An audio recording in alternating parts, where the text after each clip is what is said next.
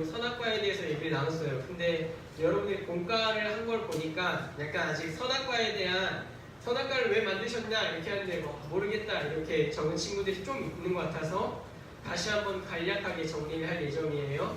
자, 형처럼 오늘 피곤해 보인다? 핑크색 옷 제일 밝은 옷 입고 딱 와가지고 눈에 너무 띄어서 항상 진달래 핀 것 같아. 그래 미안. 기분이 안 좋구나. 네, 선악과를 왜 하나님이 만드셨나? 네, 하나님이 왜 만드셨는지는 사실 몰라요. 하나님이 말씀하시지 않기 때문이에요. 근데 제가 지난주에 설교를 할 때는 선악과를 만드셨는데 그것을 먹지 말라고 하나님이 법칙을 두셨어요. 먹으면 어떻게 된다고요? 네, 죽어요. 그냥 죽는 게 아니라 반드시 죽어요. 그럼 적어도 아담과 하와는 그 에덴 동산을 거닐면서 선악과를 볼 때 무슨 생각을 할까요? 저거 먹으면 죽는다. 누가 그랬지? 하나님이 그랬지. 그러니까 적어도 선악과, 그 선악을 알게 하는 나무를 보면서 아담과 하와는 하나님을 기억해야 했고 하나님의 법칙을 기억해야 했어요. 그리고 그 법칙을 기억할 때 그래 나는 하나님의 법칙 안에 사는 사람이야. 이것을 기억해야 했어요. 그쵸 중일 친구들? 너희가 다 모르겠다고 썼어? 그래서 다시 한번 설명하는 거예요. 네. 그래서 우리가 그 아담과 하와가 선악과를 볼 때 하나님이 왜 만드셨는지 모르겠지만 적어도 우리가 아는 것은 아담과 하와가 그 선악과 나무를 볼 때 누구를 기억해야 한다고? 하나님을 기억해야 한다. 그래서 지난주 우리가 결론을 이렇게 내렸어요. 우리가 세상이라는 선악과 앞에 사탄이 끊임없이 물어봐요. 먹을래 말래? 혹은 어떤 죄되는 행동 앞에서 이거 할래 말래? 혹은 하나님이 이웃을 사랑하고 하나님을 사랑하라고 하셨는데 사탄이 와서 너 이웃이 저렇게 미운 짓 하는데 사랑할래 말래? 물어보면 우리는 다시 어디 앞으로 무엇을 기억해야 한다고요? 하나님이 어떻게 말씀하실지를 기억해야 한다고요. 네. 이게 지난주에 했던 얘기예요. 네. 오늘은 이제 우리가 지난주에 원주에 대해서 다룬 이유는 사실 오늘 본문을 위해서예요. 오늘 본문에는 두 사람이 나와요. 누가 나올까요? 여기 소제목이 달려있죠? 5장 12절 위에 책구만 달려있나요? 달려있니 테이야? 아담과 그리스도라고 달려있을 거예요. 큰 문제가 없는 이상. 네, 두 사람이 나오는데 여기서 중요한 거는 오늘 설교의 제목처럼 한 사람과 한 사람에 대한 얘기예요. 근데 이 한 사람과 한 사람은 그냥 각자 존재하는 한 사람이 아니라 이 한 사람이 이 한 사람이 우리에게 어떤 영향을 주느냐 하는 얘기를 다룰 예정이에요. 12절에 보니까 그러므로 한 사람으로 말미암아 죄가 세상에 들어왔다. 이 한 사람으로 말미암아 무엇이 세상에 들어왔어요? 죄가 들어왔어요. 근데 이 죄가 죄만 들어온 게 아니라 죄로 말미암아 12절에 사망이 들어왔다. 이와 같이 모든 사람이 죄를 지었으므로 사망이 모든 사람에게 이르렀느니라. 자, 형찬이가 만약에 죄를 저질렀어요. 만약에 형찬이가 누구 사람을 때렸어요. 근데 경찰이 전도사님을 잡아갈 수 있을까요? 아니에요. 왜요? 네, 때린 거는 형찬이니까. 그래서 전도사님을 잡아갈 수 없는데 12절을 보면 좀 뭔가 이상한 것 같아요.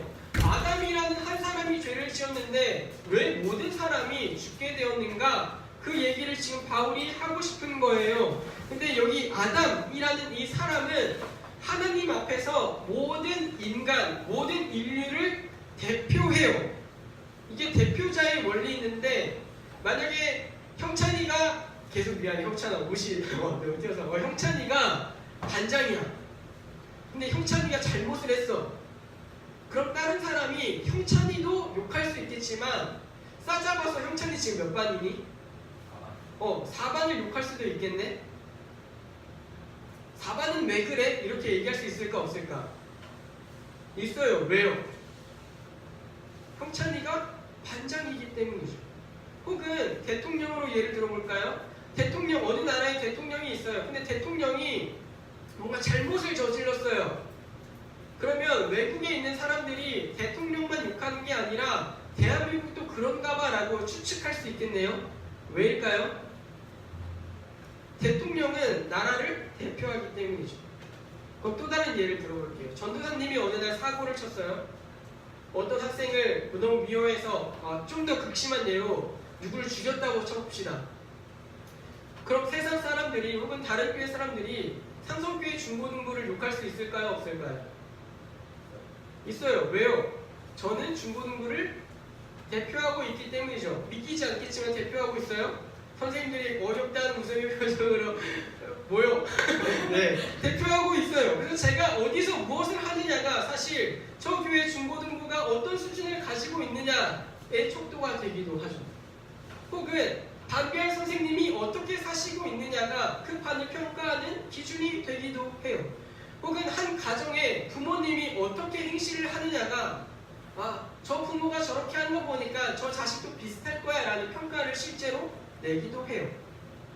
이처럼 아담은 하나님 앞에서 모든 인류를 대표했어요.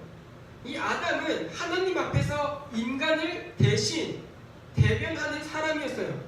근데 이 아담이 어떤 일을 했냐면 바로 하나님의 말씀을 불순종했다는 것이죠. 그럼 이 아담은 한 사람이 한 행위이지만 하나님 앞에서의 대표자였기 때문에 하나님은 이 한 사람이 지은 죄를 모든 인류에게 전가하셨어요. 모든 사람이 지은 죄라고 얘기하셨어요. 실제로 아담에게로부터 모든 사람이 출생했다는 것을 우리가 봤을 때 결국 범죄자의 아들은 범죄를 저지른 아이가 된 것이죠. 그 가장이 지은 책임을 모든 자식이 누리게 된 것이죠. 어떤 사람은 이렇게 얘기할 수도 있을 것 같아요. 왜 아담이 지은 죄가 나에게까지 영향을 미치는가? 그럼 아담의 원죄를 빼고 얘기해 보겠습니다. 여러분은 정말로 죄를 한 번도 짓지 아니하십니까? 한 주간의 삶을 돌이켜볼 때 우리가 지은 죄들이 정말로 하나도 없습니까? 어떤 사람은 이렇게 핑계댈 수도 있어요. 아담 때문에 내가 죽게 되었다. 네, 맞는 말입니다.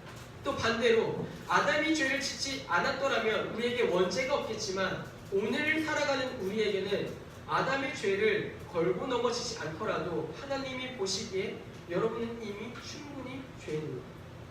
충분히 죄인이라는 것은 그냥 죄 하나 때문에 우리가 죽는 것이 아니라 이미 하나님 앞에서 죽을 이유가 너무나 많다는 것이죠. 13절로 넘어가도록 하겠습니다. 죄가 율법 있기 전에도 세상에 있었으나 율법이 없었을 때에는 죄를 죄로 여기지 아니하였느니라. 죄가 율법 있기 전에도 있었대요. 그러니까 율법은 제가 뭐라고 했죠? 예전에 로마서 설교할 때 기준이라고 했어요. 기준이라고 했어요. 근데 그 기준이 있기 전에도 우리는 죄가 있었어요. 근데 뭐예요? 율법이 없었을 때는 기준이 없었기 때문에 죄인지 모르는 거죠. 그러니까 여기서 말하는 죄로 여기지 아니하였다, 이거는 너희 죄가 없었어가 아니라 죄가 있었음에도 자신들이 죄를 지은지를 모르는 상태예요. 예를 들어 창세기에 라멕이라는 인물이 나와요.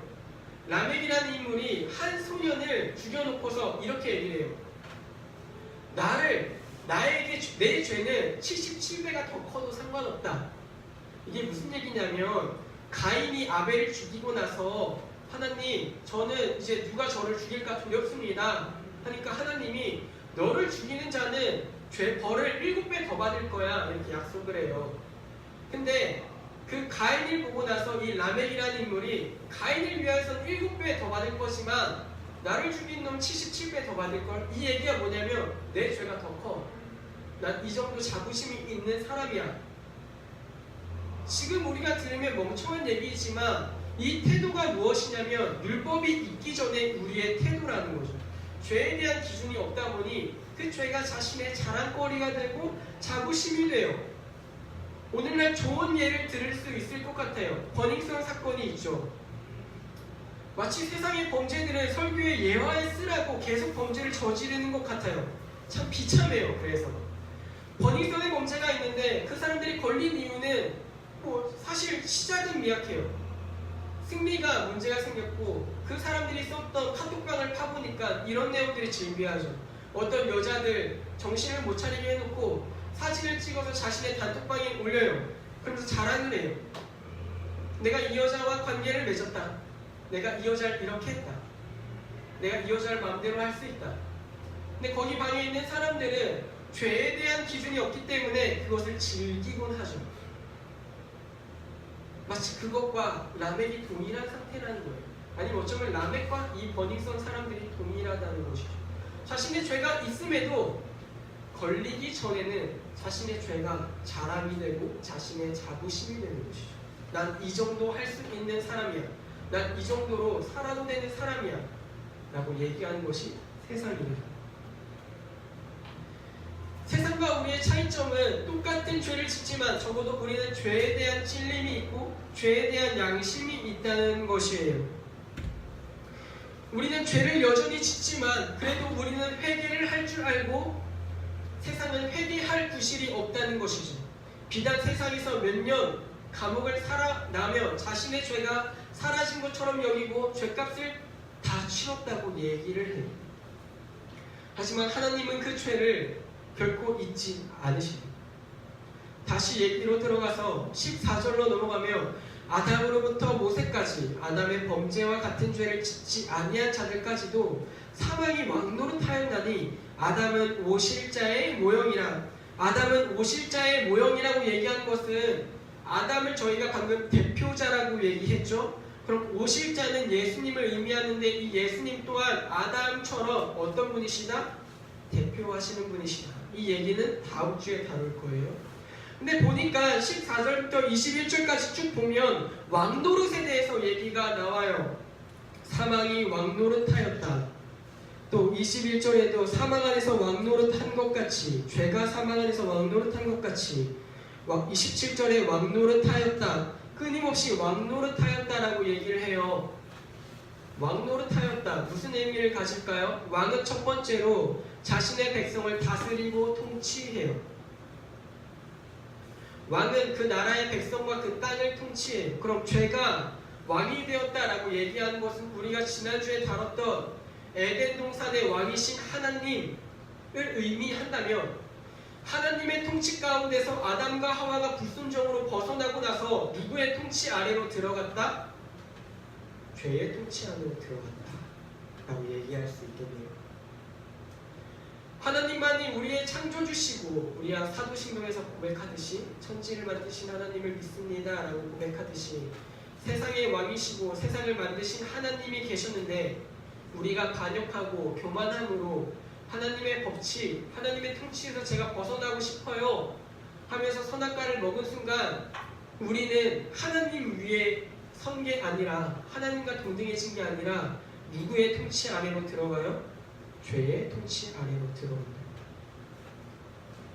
그래서 우리는 세상을 살아갈 때 우리가 자유를 얻었다라고 얘기를 하지만 실제적으로 우리는 극단적인 선택을 하고 있는 거예요. 하나는 하나님의 통치 가운데 살고 있거나 두 번째는 죄의 통치 가운데 살고 있거나. 근데 이 두 부류가 이 세상에서 극명하게 갈려요. 무엇이 갈리냐면 일단 결론이 갈려요. 하나님의 통치 가운데 사는 사람은 영생을 누리며 하나님과 함께 살지만 죄의 통치 가운데 사는 사람은 죽음 안에서 영원한 죽음을 살며 살게 되는 것이죠. 영원한 생명이 있더라면 영원한 죽음이 준비되어 있다는 것입니다. 우리는 죽는다면 모든 것이 끝난다는 것으로 의미를 해요. 삶이 끝나고 더 이상 아무것도 없을 것이다 라고 얘기하지만 성경은 결코 그렇게 얘기하지 않아요. 영원한 생명이 있는 반면에 영원한 죽음이 있다라고 얘기를 해요. 여러분이 가지는 죽음의 의미는 무엇입니까? 죽으면 세상의 모든 것이 가치가 없어지고 죽으면 세상의 모든 것과 관계가 단절돼요. 홀로 있게 되고 홀로 비참하게 되죠. 그 죽음이 영원하다라고 생각해 보십시오. 요즘 많은 사람들이 외로움에 대해서 고민을 많이 해요. 친구들과 그리고 가족들과 관계를 갖고는 있지만 정작 집에 들어가면 나 혼자인 것 같고 또 학교를 가도 많은 친구들과 웃으며 얘기를 하지만 집에 돌아오는 길에 혹은 집에 와서 컴퓨터 앞에 앉았을 때에 고독한 외로움에 빠진다고 얘기를 해요. 세상을 혼자 살아가는 것 같고 세상은 어두운 터널을 들어가고 있는 것 같다라고 얘기를 해요. 비단 이게 청소년의 문제뿐만이 아니라 많은 청년들도 이 고민 가운데 있죠. 내 삶을 내가 어떻게 살아갈 것인가? 내 삶을 내가 어떻게 맞이할 것인가? 그래서 많은 사람들은 세상의 것을 잡기 위해 노력합니다. 성공을 하려고 노력하고 어떤 좀 더 좋은 인프라, 인맥을 갖기 위해서 노력을 해요. 좀 더 많은 공부를 하면 좀 더 많은 좋은 사람을 만들 것이라고 생각하고 기대하고 살아갑니다. 하지만 결과적으로 죽음 앞에 그것이 무엇이 유익합니까? 여러분이 전교 1등을 한다 한들 다음날 비극적으로 다음날 죽는다고 가정하면 무엇이 그것이 유익하겠습니까? 그래서 마치 죄라는 이 새로운 왕은, 아니 어쩌면 우리를 잡기 위해서 호신탐탐 기회를 노리던 이 왕은 우리 목에 사슬을 채워놓고 우리에게 이렇게 속삭입니다. 자, 내가 너 하나님으로부터 벗어나게 해줬지. 좋지. 하나님 통치 안에 들어가면 얼마나 괴로워. 간음하지 말라고 하고, 남을 미워하지 말라고 하고, 부모님 말씀에 공경하라고 하고, 얼마나 힘드니. 근데 너가 내 통치 안에 있으면 얼마나 자유롭고 행복하니. 남을 실컷 간음해도 뭐라고 하는 사람 없고, 남을 미워하고 죽이고 싶어 해도 뭐라고 하는 사람 없고, 부모님께 되들어도 그래 방금 너가 너를 부모님이 무시했잖아. 그러니 너는 그래도 돼. 주일날 피곤하면 교회에 가지 않아도 되고, 주일날 늦잠 자도 되고, 놀러 가도 되잖아. 어때? 정말 좋지 않니? 하나님 나라에 있을 때보다. 그 에어컨 좀 꺼주시겠어요? 네, 에어컨 좀 꺼주세요. 설교의 부분인 줄 아시고, 네. 어때? 내 통치가 더 낫지 않니? 라고 얘기를 하는 것 같아요. 맞는 것 같아요.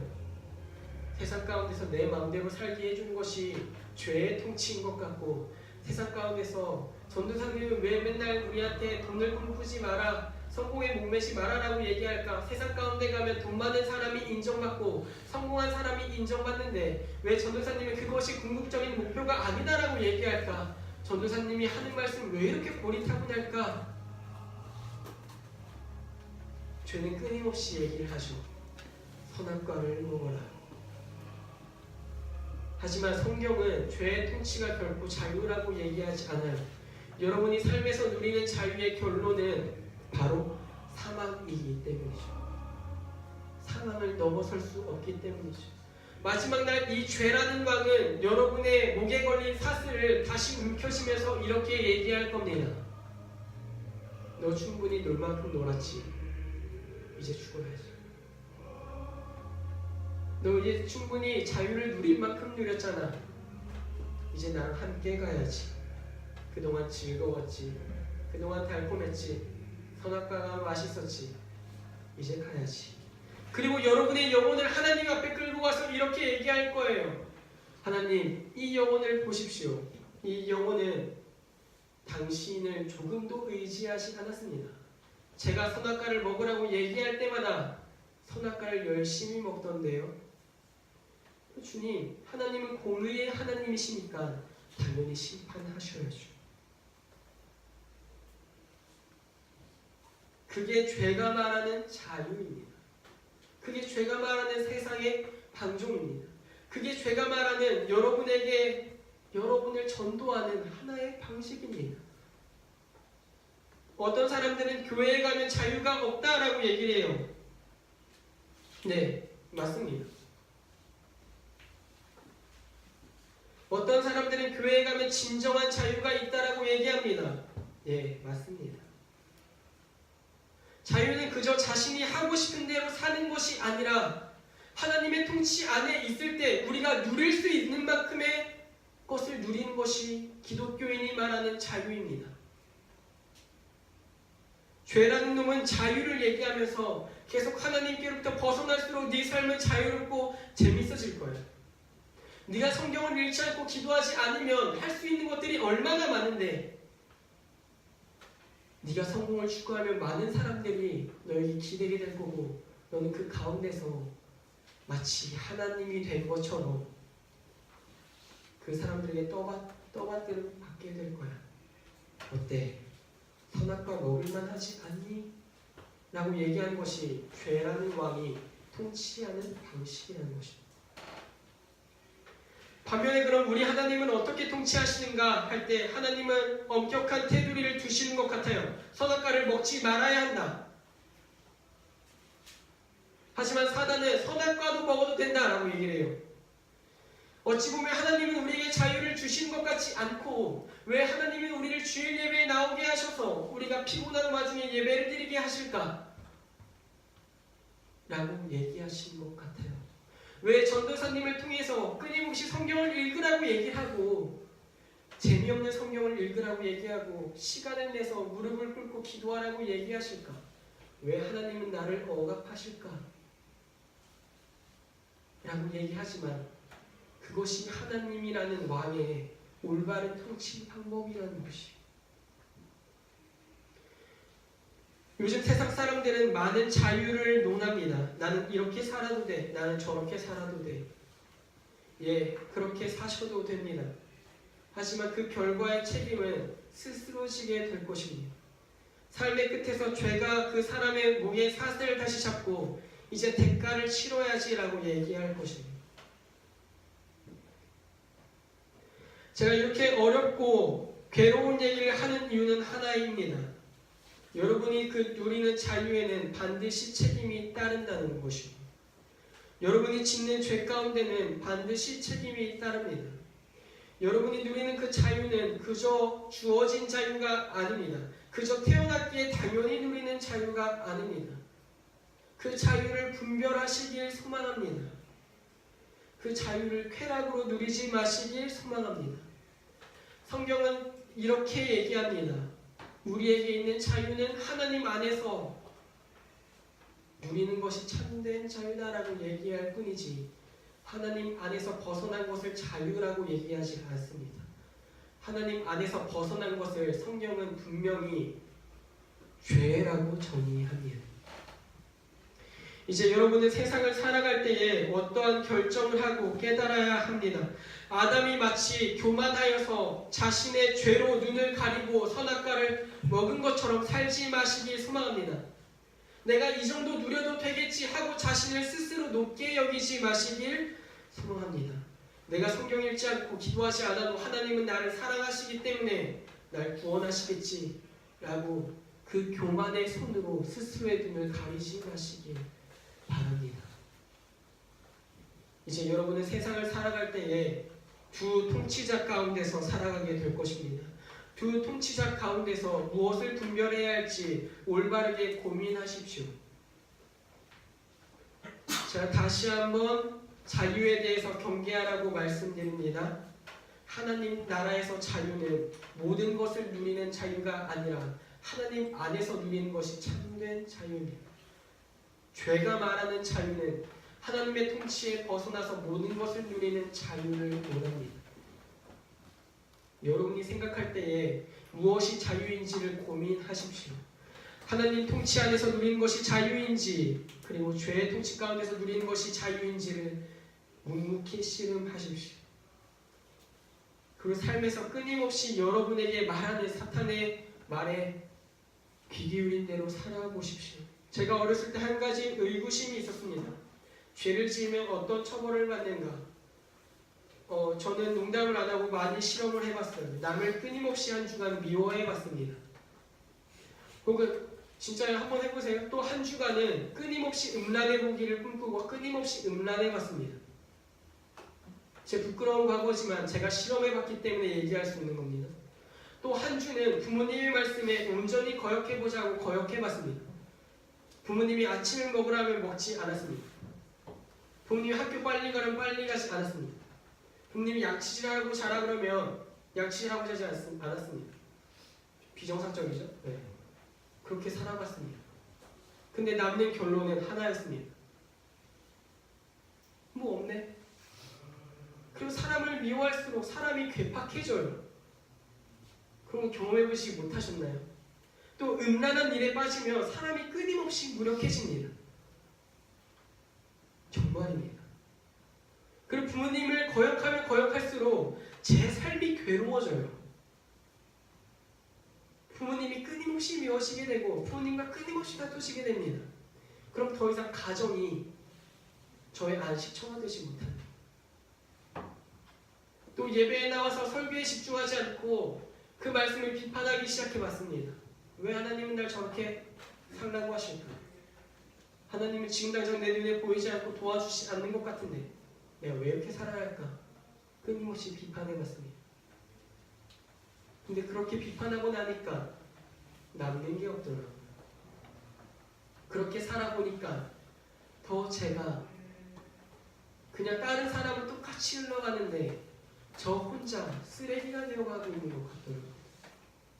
전 여러분한테 죄 짓지 말라고 얘기하지만 한 번쯤 결단하고 한 주 정도 미친 듯이 죄를 지어보십시오. 여러분이 평안한가?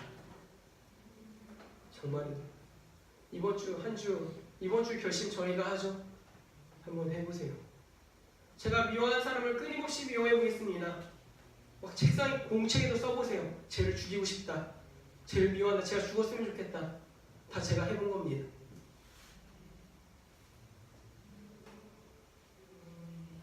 한번 해보세요.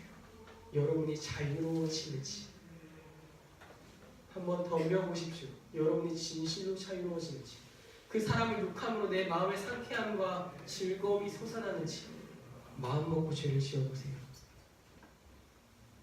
결코 그렇지 않을 겁니다. 여러분의 마음이 시간이 갈수록 무거워질 것입니다. 감당할 수 없을 것입니다. 나라는 사람이 괴물이 되어가는 것 같다라고 생각이 들 것입니다. 처음엔 음란한 일도 처음엔 쾌락으로 여겨지지만 시간이 지나고 지날수록 그 일이 괴로워집니다. 이 일에 도대체 어떤 유익이 있는가 고민을 하게 됩니다. 제가 해봤기 때문에 압니다. 그리고 제가 해봤기 때문에 이제 더 이상 하지 않습니다. 제가 왜 이런 과거를 얘기하면서 여러분한테 이런 얘기를 공유할까요?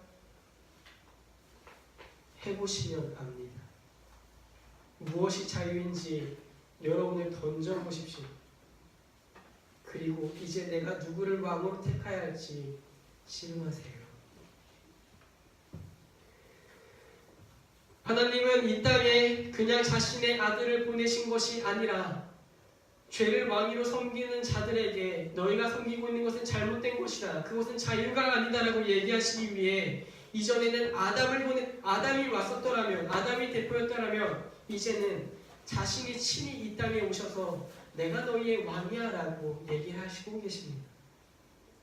다음 주에 다룰 은혜의 왕이신 예수님이 이 땅에 친히 오심으로 그리고 친히 그 죄에 대하여 죽으심으로 이제 우리가 더 이상 죄의 사슬에 끌려다니는 인생이 아니라 우리의 죽음이 마지막에 허무하고 무익한 것으로 만드는 것이 아니라 네 삶이 나를 따라올 때 조금은 괴롭고 힘들었지만 조금은 남들보다 자유롭다라고 여기지 못했지만 이제 너가 이 죽음 앞에서 참된 자유를 누리게 될 것이다 라고 얘기한 것이 우리 왕의 통치의 방식입니다. 사랑하는 여러분, 저는 여러분이 왕을 분별하며 살아갔으면 좋겠습니다. 남은 몇 년 혹은 몇십 년의 인생을 그냥 세상과 똑같이 죄의 사슬에 끌려다니는 인생이 아니라 이제는 하나님의 통치 가운데서 기쁨으로 살아가는 인생이 되었으면 좋겠습니다. 저와 교사들은 아마 이 기쁨의 인생을 먼저 걸어가고 있고 이 기쁨의 인생을 준비하면서 삶의 어려움을 가끔은 감내하며 살아갈 것입니다.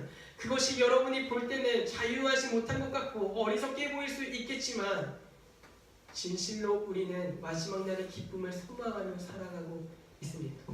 아니, 마지막 날의 기쁨만을 소망하는 것이 아니라 제 인생은 참으로 죄로부터 자유한 인생이 되었다고 얘기할 수 있습니다. 여러분, 이제 여러분의 왕을 분별하실 때입니다.